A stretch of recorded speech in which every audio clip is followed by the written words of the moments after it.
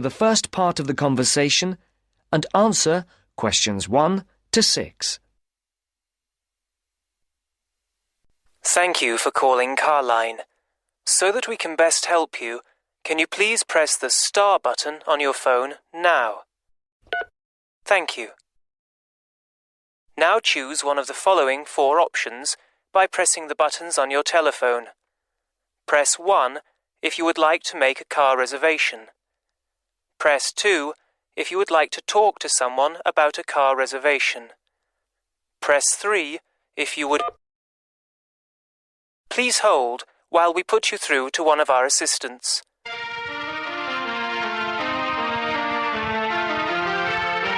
Good morning, Melanie speaking. How can I help you?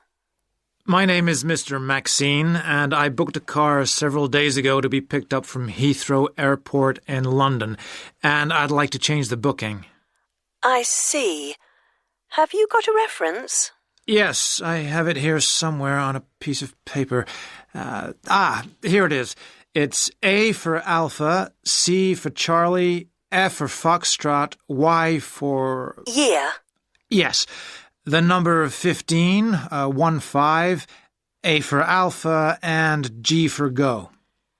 Let's see. Can I just check that? ACFY15AG. Yes. Mr. John Maxine. Yes, that's it. Okay, so how can I help you? I booked a car for 3 days from this Friday at 6 p.m. to Monday at 6 p.m. Yes, a manual. I'd like to change it for a larger car and an automatic rather than a manual. And I'd also like to book it for 5 rather than 3 days. Okay, let's have a look. We have an estate which is automatic. Yes, that would be perfect. There is a difference in price, though. For the extra 2 days? Yes, but also for the size of the car. The estate is £15 more expensive per day than the saloon car you have already booked. Okay, and how much extra is it altogether then? That makes it an extra £165. It seems rather expensive. The last time I hired one, it wasn't so much. When was that? Several weeks ago. I see. Before the speakers continue their conversation, look at questions 7 to 10.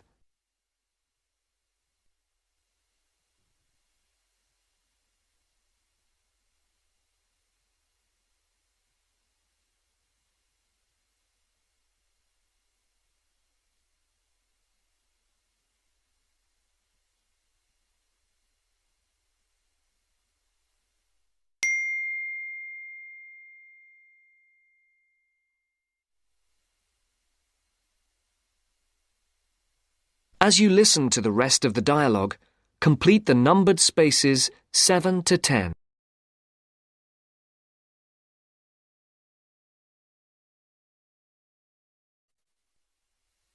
Well, it's basically because the rates change daily, according to the cars available. The estate is the last automatic we have for hire for that period. We have a manual estate, which is cheaper, if that would help. No, it has to be an automatic. OK. Shall I debit your card for the extra £165? Is it possible for me to pay the extra in cash when I pick up the car at the airport? I'm afraid that isn't possible, as there are no facilities for handling cash at that time of the day. That seems odd. It's because the money can't be banked in the evening, and for security reasons, no cash is held on the premises. OK, you can debit my card. You'll have to give the number to me again. Isn't it logged on the screen? For security reasons, it doesn't come up on the screen when we look at the booking. Any changes, and it has to be entered again. I see. It's 3445 9911. 3445 9911. 4425 4425 7750. 7750. OK, that has now been authorised. Shall we send the receipt to your Park Vale address? Yes, number 40. Is there anything else I can help you with, Mr. Maxine? No, nothing else, thank you. Have a nice trip. Thank you. Goodbye. That is the end of part 1. You now have half a minute to check your answers.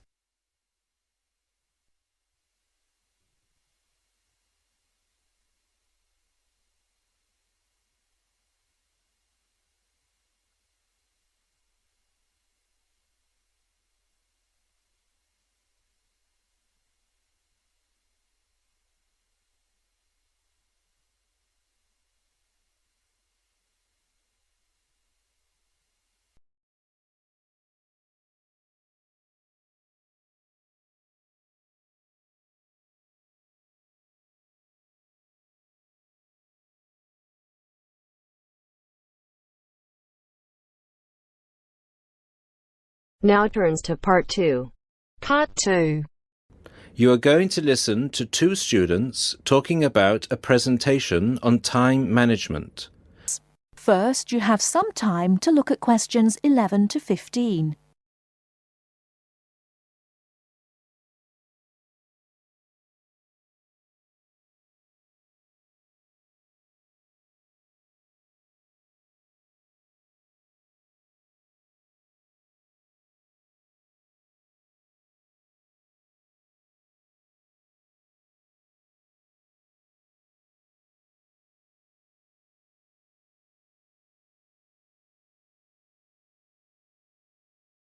Now, listen carefully and answer questions 11 to 15. Hi, Mark. What are you doing? Hi, Lucy. Well, I'm preparing this seminar on time management. I'm supposed to do a presentation on the topic next week. Ironic, isn't it? I'm probably the worst student when it comes to time management. I don't think you're that bad compared to some other people I know. Do you need some help with it? Yeah, I just don't know where to start, to be honest. When are you doing the presentation? I'm supposed to hand in the draft on Wednesday at 11 a.m. The presentation is scheduled for 10 a.m. this Friday. That's not too bad. This gives you the whole weekend to prepare. Let's brainstorm some ideas, shall we? Do you want to get a pen and paper to jot down some thoughts?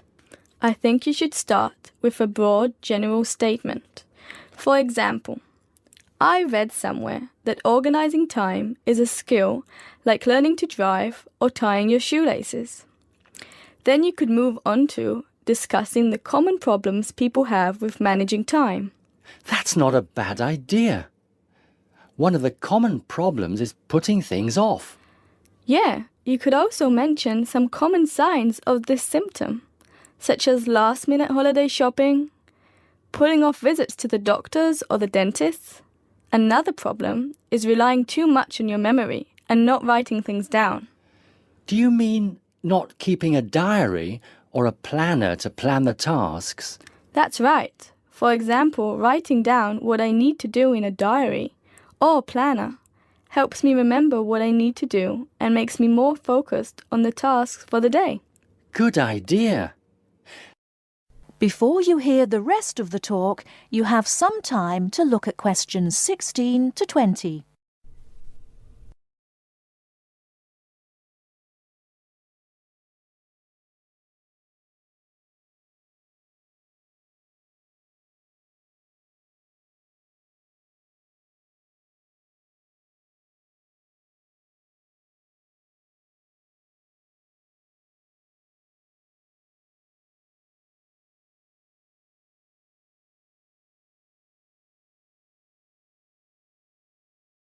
Now listen and answer questions 16 to 20. That reminds me of something I've been meaning to do for a while now. Anyway, I should also include some advice on how to deal with the problem, shouldn't I? Sure, you can talk about some ways of stopping procrastination. I guess making a to-do list can help one focus on what needs to be done. Definitely. Another way to deal with the problem is to prioritize and do the hardest job first, the one which requires the most effort and concentration. Also, my tutor recommended that I should break big projects into small parts with a specific goal. Having an action plan has worked for me. I usually make a list of small tasks I need to do to achieve a goal. Sometimes I just don't feel like getting down to work because a task seems too overwhelming for me to even think about. This technique helps me reduce psychological pressure if I think of a project as a set of easily achievable tasks. Don't you think? I know what you mean. I often feel like that myself with the statistics project I've been doing this term. I'm well behind, and the deadline is next week. I think setting deadlines and sticking to them can help one to achieve goals. You can discuss this aspect in your presentation too. A good point. Setting deadlines can also help one become more realistic about the time it takes to do tasks. Another point you could include is how to deal with interruptions. Okay, I guess blocking in time to handle unpredictable interruptions can help one stay focused. Not just that, some interruptions, such as phone calls, can be easily avoided by using answering machines, for example. Saying no, which is one of the most useful words in English, is also very effective. It can be tough sometimes, but you've got to learn to say it nicely but firmly. I think you've got enough ideas here to start with. Definitely. Thanks a lot for your help. I just need to type the ideas up, and I think I'm all set. Do you think you can lend me your laptop for a couple of hours? I'm afraid I can't. I've got to finish my own project. Never mind. I'll use one at the library. You certainly know how to say no. Learned it the hard way. Got to go now. Good luck with the presentation. Cheers. See you later.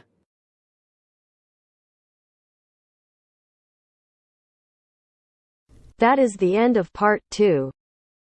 You now have half a minute to check your answers.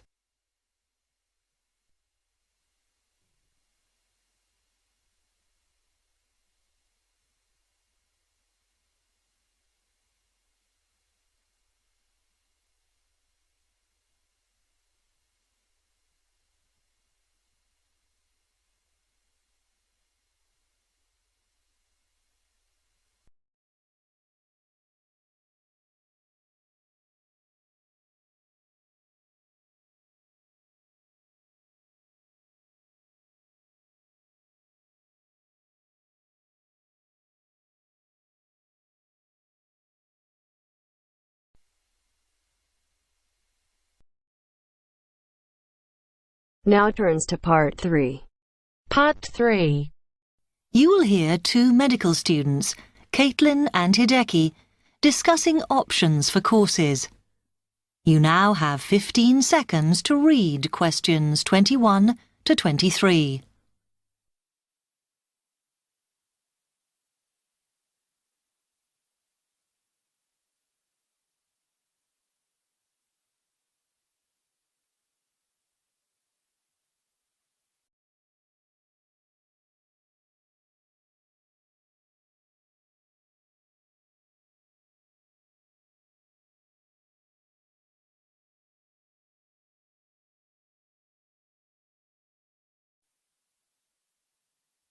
Hi, Hideki.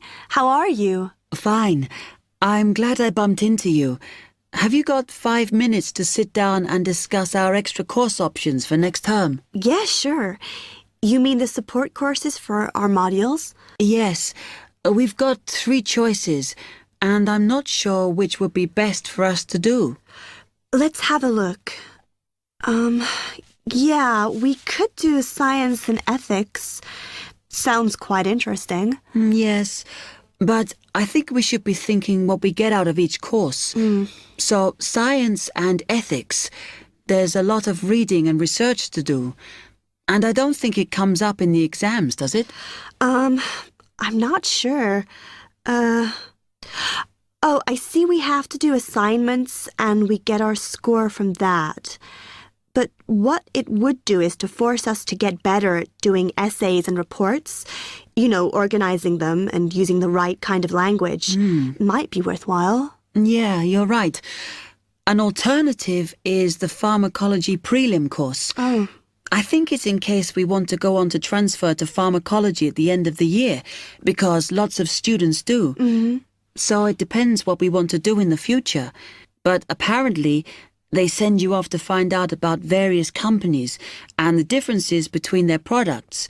It would give you lots of practice in investigative studies and analysis. I think I'd quite enjoy that. Yes, I see your point. Then the other option is reporting test results. Sounds a bit boring. Not sure why they have a separate course just for that. Well, I could certainly do with some help in that.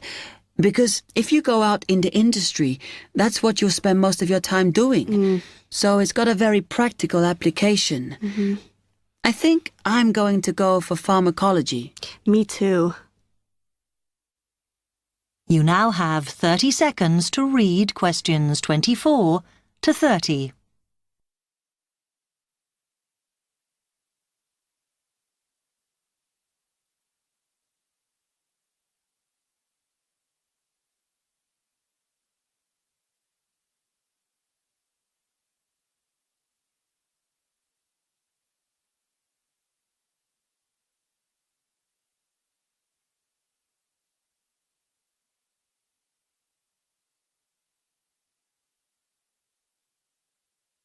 So let's have a look at it in more detail.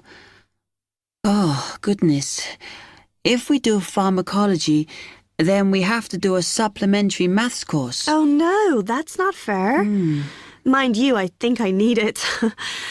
Does that mean we have twice as many lectures? No, this maths is only a short course. The chemistry department are responsible and they do it in the 3rd term. So we've got all next term to settle into the pharmacology bit. I find the tutor makes a real difference. Some of them make chemistry so easy, and some of them I can't understand at all. Like that one we had from Oxford University. Oh. Mind you, the one on this course should make sense because he's a lecturer who's coming in for a few weeks from industry. So at least it'll be linked to the real world. Yeah. The project we have to do on this pharmacology course is huge, and it doesn't give us much time. We have to make a decision about what we want to do on the project as soon as we start in January, and then hand in our plans before the end of the month. Doesn't give us much time to sort out what's possible or not. I mean, doesn't the scale of our project depend on what resources we can have? Like what equipment we can use? I suppose so, though I think there's plenty available. For example, it says that if we need to do any experiments, then we can use all the equipment in the new lab, as long as we book it. Oh, okay.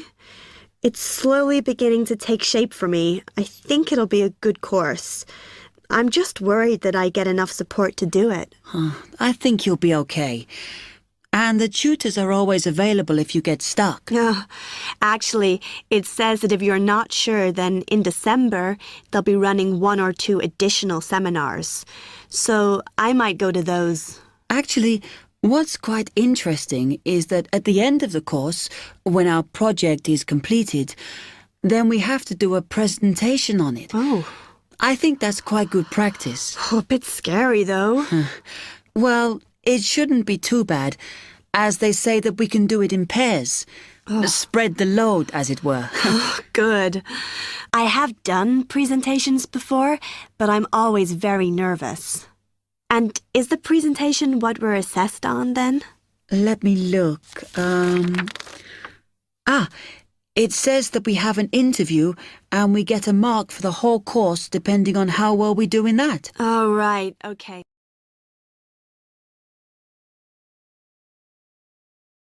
That is the end of part 3. You now have half a minute to check your answers.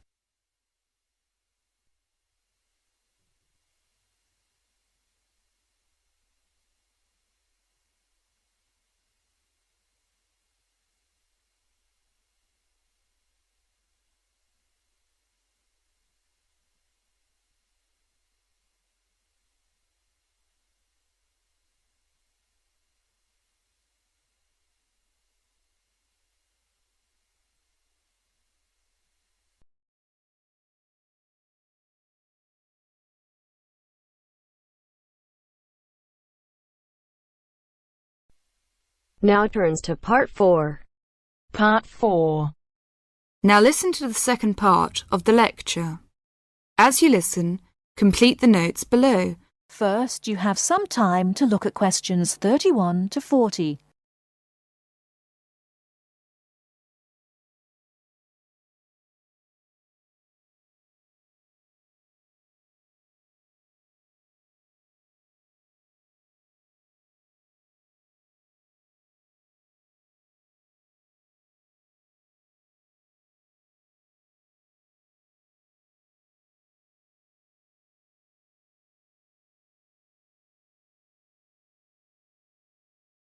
Now listen carefully and answer questions 31 to 40. Now let's turn to shopping, which may interest you more. In general, shops open at 9 o'clock in the morning and close at 5:30 in the afternoon. In country towns and quieter suburbs, smaller shops close for an hour at lunchtime, and once a week there tends to be an early closing day when most shops shut during the afternoon. Many cities have a late night once a week when shops stay open until approximately 8 o'clock in the evening. You should ensure that anything you bring into the country, such as travelling irons, heated rollers, hairdryers and electric shavers, can be used on the standard British voltage, which is 240 volts, 58Z. Many hotels will, on request, be able to supply adapters for electric shavers. When you travel, you may want to send postcards home. Stamps can be bought at post offices throughout Britain. They are open from 9 o'clock to 5:30 Monday to Friday, and until 12:30 on Saturday. Stamps can also be bought at postal centre stamp dispensers, at large stores and major tourist attractions. For posting letters, you don't have to go far before finding a red painted letterbox. Alternatively, use the letterboxes at post offices. You may ask how much to tip in hotels and how much it is for a taxi. There are no fixed rules on tariffs about this, and the following is intended only as a guide to customary practice. Most hotel bills include a service charge, usually 10 to 12%, but in some larger hotels, 15%. Where a service charge is not included, it is customary to divide 10 to 15% of the bill among the staff who have given good service. In restaurants, if a service charge is not included in the bill, then 10 to 15% is usually left for the waiter. For porters, we usually give 30p to 50p per suitcase. For taxis, 10 to 15% of the fare. Hairdressers, £2 according to how much work they have done, plus 50p to the assistant who washed your hair. If you drive in Britain, you should remember to drive on the left and overtake on the right. The wearing of seatbelts is compulsory for the driver and front seat passengers. Now let's talk about full details of Britain's road regulations. A copy of the Highway Code can be obtained from offices of the Automobile Association, AA, or Royal Automobile Club, RAC, at most ports of entry. These two motoring organisations can also provide plenty of helpful information to all motorists. Contact AA. Telephone is 01 854 7373, 24-hour service. RAC telephone is 0304 204 256, 24-hour service. For something more serious, telephone operators will give you the telephone number and address of a local doctor's surgery. Alternatively, you can go to the casualty department of any general hospital or, in the case of severe emergency, dial 999. 999 is free. Remember, unless you belong to a European Community country or one with which the UK has reciprocal health arrangements, you will be charged for the full cost of medical treatment in Britain, except in the case of accidents or emergencies requiring outpatients treatment only. It would therefore be wise to take out full medical insurance before leaving home. That is the end of Part 4. You now have half a minute to check your answers. Our hearts beat to the city streets. We began to feel the fire. We rise like tall buildings as the chemicals they take us higher. The night's young, it has just begun as she puts her hand in mine. We wanna chase the night, wanna dance to the light, pull the stars from the sky, just two hearts running wild. Never sleep, never stop, as we shout from the top. We're gonna be two hearts running wild.